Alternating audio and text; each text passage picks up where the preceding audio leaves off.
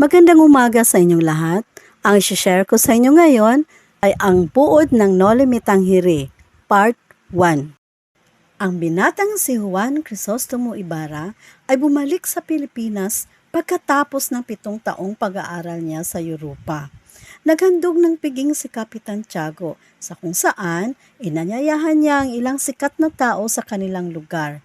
Nahamak si Ibarra ni Padre Damaso sa piging ng 2 beses, ngunit nagpaalam ng magalang sa mga pari at ibang bisita dahil may mahalaga pa siyang lakarin.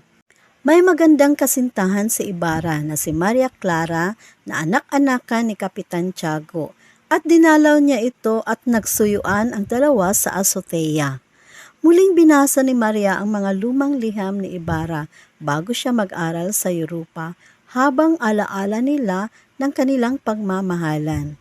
Bago umuwi si Ibarra ay nakita niya si Teniente Guevara na nagpapahayag na namatay na noong 1 taon ang ama ni Ibarra na si Don Rafael Ibarra. Sabi ng tinente na inakusahan ang Don ni Padre Damaso na erehe, taong hindi sumusunod sa utos ng simbahan, at pilibustero, taong sumasalungat sa utos ng pamalaan, dahil hindi umano nagsisimba at nangungumpisal. Ngunit ayon sa tiniente, nagsimula ito ng ipagtanggol ng Don ang isang bata sa kamay ng isang maniningil ng buwis na hindi sinadyang nabagok ang ulo kaya namatay.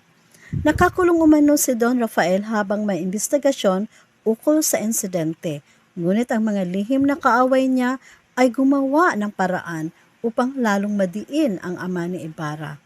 Tuluyan ng nalungkot ang Don dahil ng pagkakasakit ng malubha at sa loob ng kulungan ito binawian ng buhay. Ang padre ay hindi nakontento at ipinahukay ang labi ng Don upang ipalipat sa libingan ng mga intsek. Ngunit nang dahil sa ulan ay itinapon ng sepulturero ang kanyang labi sa lawa. Imbis na nagtangkang ipaghiganti ang yumaong ama, ipinagpatuloy ni Ibarra ang nasimulan ng Don, kaya nagpatayo siya ng paaralan sa tulong ni Nol Juan. Muntik nang mapatay si Ibarra kung hindi niniligtas ni Elias noong basbasan na ang itinayong paaralan. Namatay ang taong binayaran ng lihim ng kaaway. Si Padre Damaso ay muling nagpasaring kay Ibarra. Muli hinamak ng praile ang pangalan ng yumaong ama at hindi na napigilan ni Ibarra ang kanyang sarili. Sa galit ay muntik na nitong masaksak ang praile. Salamat na lamang at nahimasmasan si Ibarra dahil sa pagpigil ni Maria Clara. Abangan ang huling bahagi ng videong ito.